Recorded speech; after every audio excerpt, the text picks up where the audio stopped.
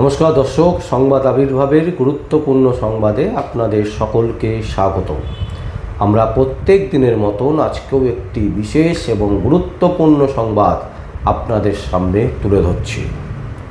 আজকে আমরা যেটা দেখলাম যে জয়প্রকাশ মজুমদার, যিনি প্রথমে ছিলেন কংগ্রেসে, তারপর চলে গেলেন বিজেপিতে, তারপর চলে গেলেন তৃণমূলে, এবং এই তৃণমূলে থাকাকালীন তিনি 12 থেকে 14 বছর ধরে শোনা যাচ্ছে যে একটি বাড়িকে জবরদখল করে আটকে রেখেছিলেন। কোনো অবস্থাতেই তিনি সেই বাড়িটি ফেরত দিচ্ছিলেন না। জয়প্রকাশ মজুমদার, তাকে আজকে গ্রেপ্তার করা হয়েছে। তিনি আজকে পুলিশ তাকে গ্রেপ্তার করেছে। আবার অন্যদিকে যেটা সবথেকে গুরুত্বপূর্ণ বিষয়, সেটা হচ্ছে আরও বিপাকে ডায়মন্ড হারবারের সাংসদ অভিষেক ব্যানার্জি, যাকে আমরা পিসির ভাইপো হিসেবে চিনি, যাকে বলা হতো যুবরাজ, সেই যুবরাজ এখন ভিকেরি রাজে পরিণত হয়েছে। এখন করুণ অবস্থা হতে যাচ্ছে।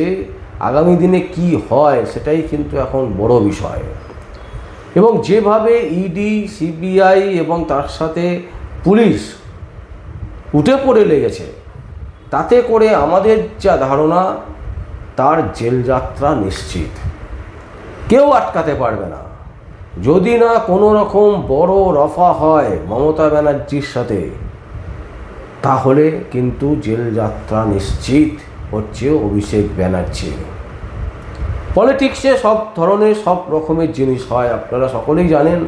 এই দল থেকে ওই দলে চলে যাচ্ছে, ওই দল থেকে সেই দলে চলে যাচ্ছে। যে যখন যে দলে থাকে আর যে দলের রাশিফল ভালো থাকে, সেই দলেরই বক্তব্য সাধারণ মানুষ গান গাইতে থাকে। এটা স্বাভাবিক ব্যাপার। এবং এই ঘটনায় আমরা সিপিএম আমলে দেখেছি, তৃণমূল আমলে দেখেছি, বিজেপির 20 দিনের সরকার, সেটাও দেখছি। একই জিনিস, এর কোনো এদিক ওদিক কিন্তু নেই।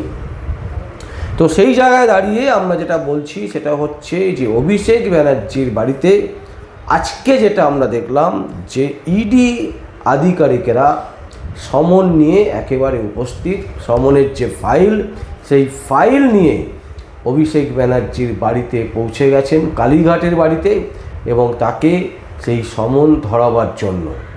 আপনারা অন্যদিকে জানেন যে অভিষেক ব্যানার্জির ইতিমধ্যে কলকাতা হাইকোর্টে আজকে একটি মামলা করেছেন, যেখানে তিনি জাল সইয়ের যে কাণ্ড, বিধানসভার ভেতরে যে জাল সই কাণ্ড, সেই জাল সই কাণ্ড থেকে তাকে পুলিশ ডেকেছিল এবং তিনি অসুস্থতা বলে সময় চেয়েছেন। পুলিশ তাকে সময় দিয়েছে এবং সেই সময়ের ফাঁকে আজকে কলকাতা হাইকোর্টে তিনি কিন্তু মামলা করেছেন এবং সেই মামলা আগামী শুক্রবারে শুনানি হবার কথা।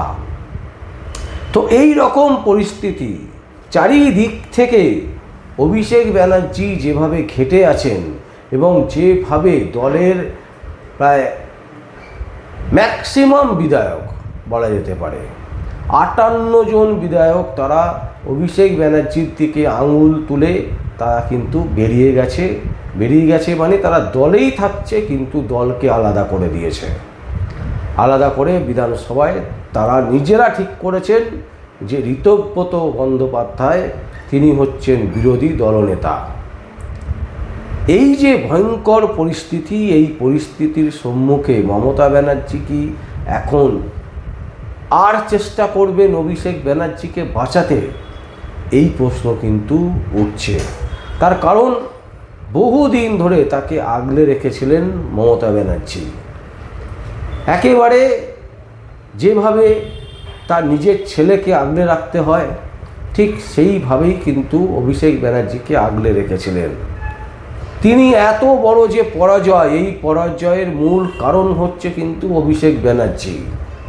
দলের নেতা নেত্রীরা সবাই কিন্তু অভিষেকের ওপর ক্ষুব্ধ। তারপরেও তিনি দলের শীর্ষস্থানে বসিয়ে রেখেছিলেন অভিষেক ব্যানার্জিকে। তাই এই যে একটা বিরাট ঝড় যাচ্ছে মমতা ব্যানার্জির ওপর দিয়ে, যেটা সম্ভাবনাই ছিল, কারণ যে পাপ তারা করেছেন, অভিষেক ব্যানার্জি, মমতা ব্যানার্জির যেভাবে তাদের বডি ল্যাঙ্গুয়েজ হয়ে গেছিল, বাংলার মানুষকে যেভাবে তারা অবজ্ঞা করত, বাংলার মানুষকে যেভাবে তারা একেবারে ছ্যাঁচা করত, কুকুরের সাথেও তুলনা করতে তারা দ্বিধাবোধ করেনি। তো সেই অহংকার তাদের যে পতন হবার ছিল, এটা কিন্তু একদম বাস্তবিক, একদম বাস্তববাদী। কিন্তু প্রশ্ন হচ্ছে যে এখন যে পরিস্থিতিতে দাঁড়িয়ে আছে,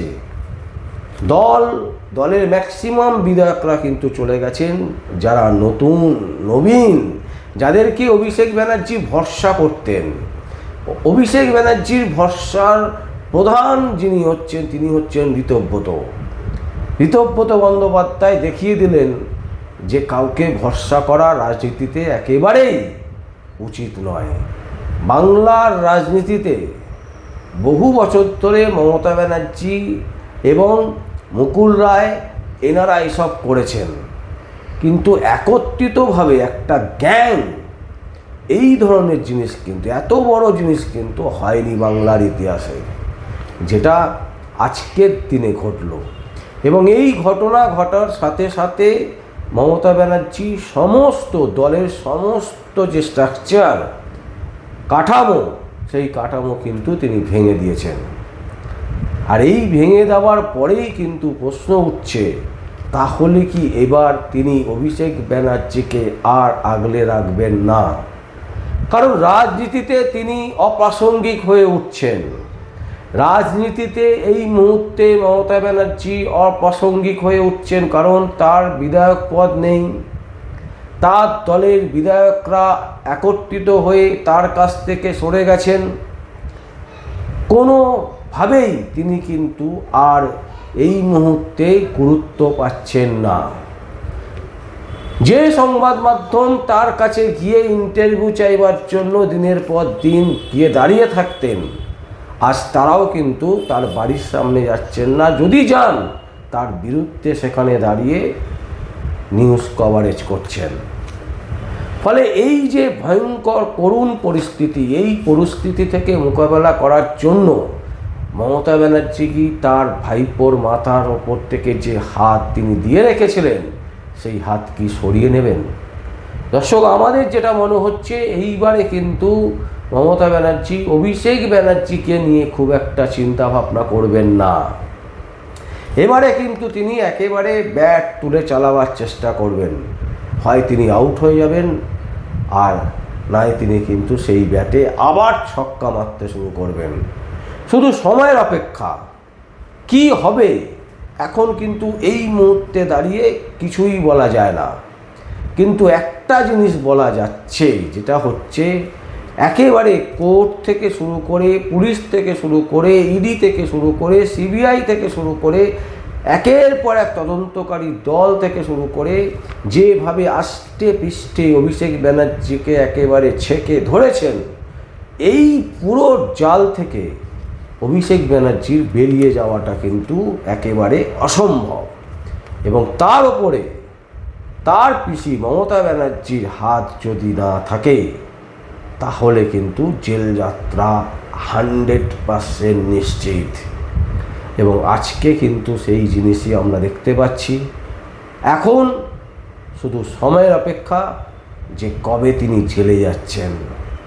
অভিষেক ব্যানার্জি যে কৃতকর্ম করেছেন, যেভাবে বাংলার মানুষকে দমিয়ে রেখেছিলেন, যেভাবে তিনি মহিলাদের ওপর অত্যাচার চালিয়েছিলেন দলের কর্মীদেরকে দিয়ে, মানুষ কিন্তু তার জবাব দিয়েছে। কিন্তু রাজনীতি তাকে জড়িয়ে আষ্টে পৃষ্ঠে চেপে ধরে তাকে জেলে নিয়ে যাচ্ছে, এটাও কিন্তু একটা বিরল দৃশ্য দেখবে বাংলার মানুষ। দর্শক, আমরা এই সংবাদ আপনাদের সামনে তুলে ধরলাম। যদি আপনাদের কোনো বক্তব্য থাকে, কোনো কমেন্টস থাকে, অবশ্যই আপনারা কমেন্ট বক্সে কমেন্ট করবেন।